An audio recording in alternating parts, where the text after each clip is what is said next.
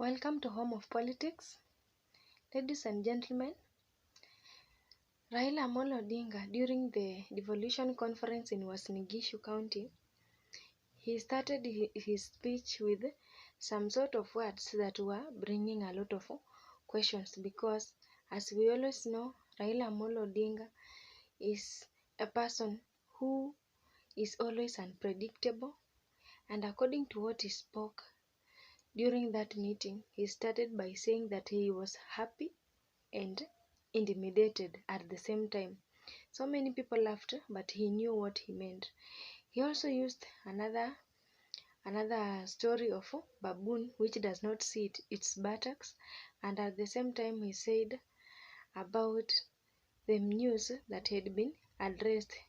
That was talking about the speeches that had been addressed during the devolution conference, like the previous two days back before he had attended that conference meeting. This was just but to introduce his own sorrows and disappointments about what people had just spoken.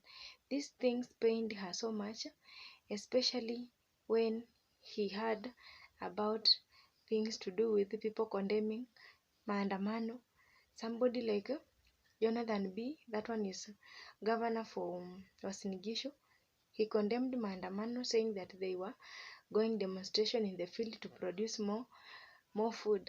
But for him, demonstration was at good faith, but not as the way people are thinking.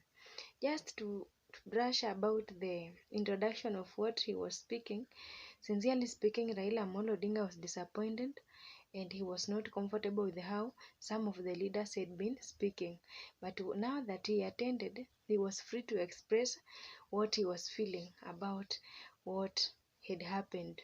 To be specific enough, there was one of the leaders who spoke, and this one was ambassador from USA called Meg WHITEMAN,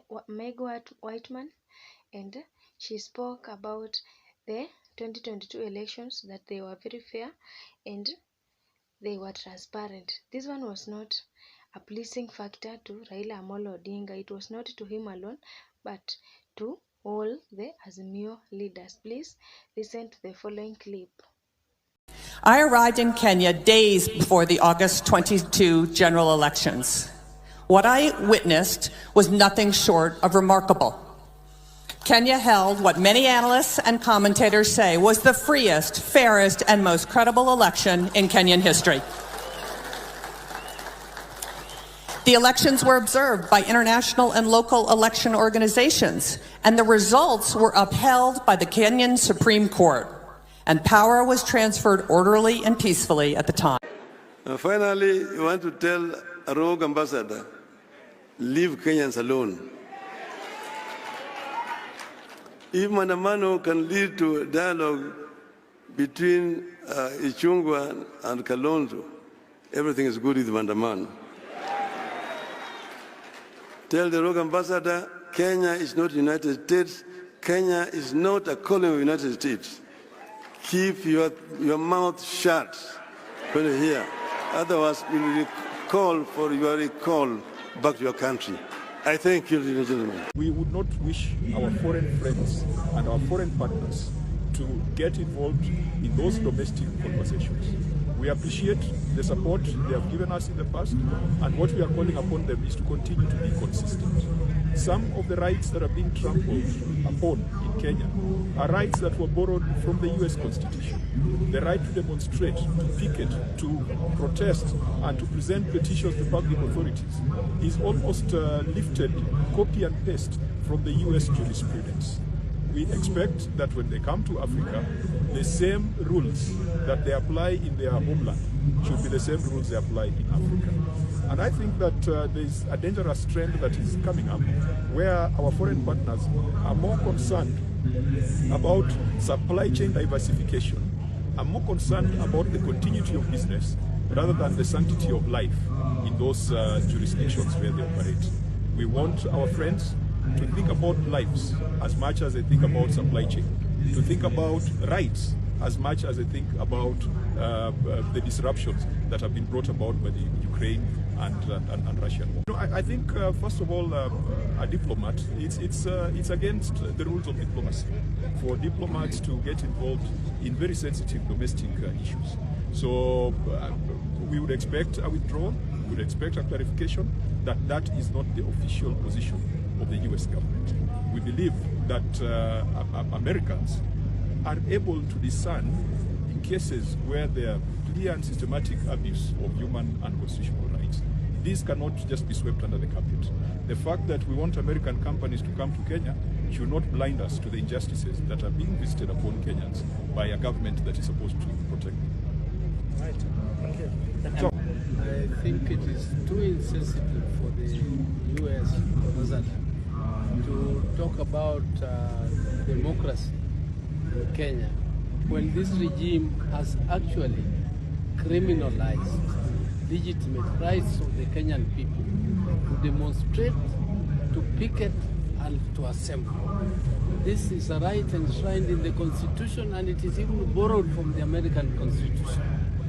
And I really felt hurt when the U.S. ambassador is dancing and praising democracy in Kenya when such rights are being criminalized and described as destruction of property and rioting and what all sorts of descriptions which just prove that the current regime is actually slowly taking this country into a dictatorship. Thank you.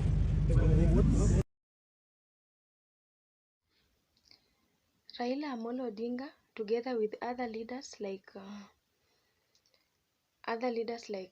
Oburu Odinga from Azimio la Umoja, these are some of them who have just come out clearly to criticize what this US ambassador had just spoken. To them, it sounds like it is an insult because the USA is just but having personal interest in Kenya, since they are interested in market which is prevailing in Kenya.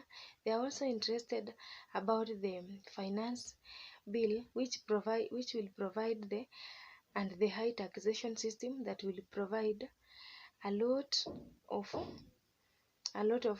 favorable condition for trade for USA. And we see also Raila Amolo Odinga was saying that due to this speech made by this ambassador, then it can bring effect to the national talk. That one is the bipartisan talk that is happening right now. We also see there are some leaders, several leaders who have been having several mixed reactions about how Honorable Raila Amolo Odinga attacked this ambassador one-on-one, because it seems like the opposition side is even going ahead to tell the outside nation that they should not be meddling around with the affairs of Kenya. But many other people are having another reaction saying that she spoke the truth. I don't know where the thing is, because whenever this one has been confirmed by a foreigner or these people who are witnesses on elections 2022, then it is something that has circulated everywhere, and just in case the opposition side goes and claim about their victory in 2022, because they have been saying they will file the case to the ICC court, then the speech that Ambassador Whiteman had just used, it can be some source of evidence against how these people are claiming about their victory in the 2022 elections. Above all, ladies and gentlemen, this is what has got a lot of attention to us, because the opposition are saying that they demand apology and Kenya's issues must be given a lot of respect. I don't know what you think about this, because that one was observation according to these external observers who observed about the elections. What do you think about how Honorable Raila Amolo Odinga's has responded to this US ambassador and other Azimio leaders who have just joined the team in criticizing that comment. According to their observation, then that one maybe it is the best one that has ever been witnessed because they saw changes with themselves.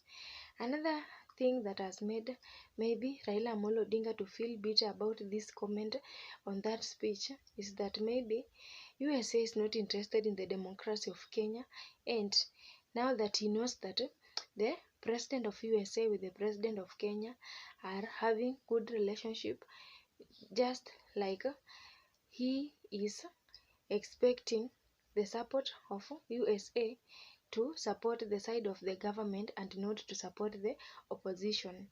My good people, I don't know what you think about this, but send me your ideas in the comment section. Thank you for watching my video and have a good day.